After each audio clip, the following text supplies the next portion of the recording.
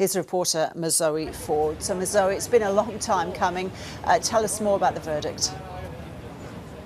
Good afternoon, Ros. A long time indeed. 9 years since this murder, 2 lengthy Supreme Court trials, and most recently 5.5 days of jury deliberations for that 11-man jury to reach verdicts of guilty for the murder of Michael McGurk and also guilty for the intimidation of Kimberly McGurk, his wife. Now, when Ron Medich heard these verdicts, he looked shell-shocked. He went very red. He was shaking his head, and he sat there as the judge convicted him in utter disbelief that this had happened. Then he handed his watch, his keys, his phone to his lawyer before he was led away by corrective services officers. So give us some more details of the crimes.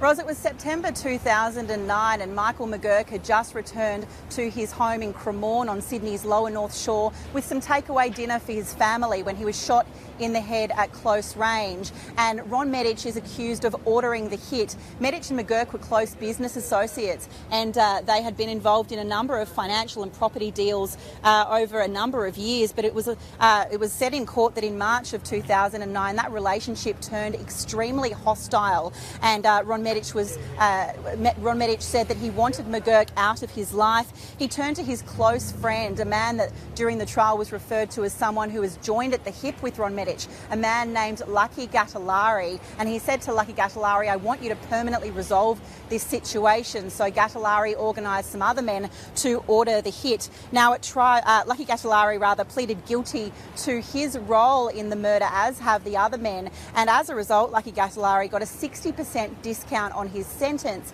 During the trial, Winston Terracini, Mr Medich's high-profile barrister, told the court that Lucky Gattalari had very little credibility, that he wasn't a man to be believed. He called him a spiv, a crook, and said that he told a multitude of lies during the trial.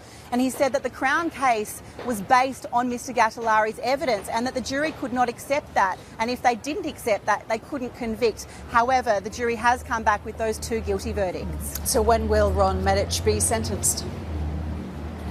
Ros, this case will return to the Supreme Court on Friday for a directions hearing, and that is when the parties will discuss with Justice Jeffrey Bellew when they will start sentencing proceedings. We will then have a sentencing hearing where we will most likely hear about the impact of this crime on the McGurk family, on his wife Kimberly and the other members of the McGurk family.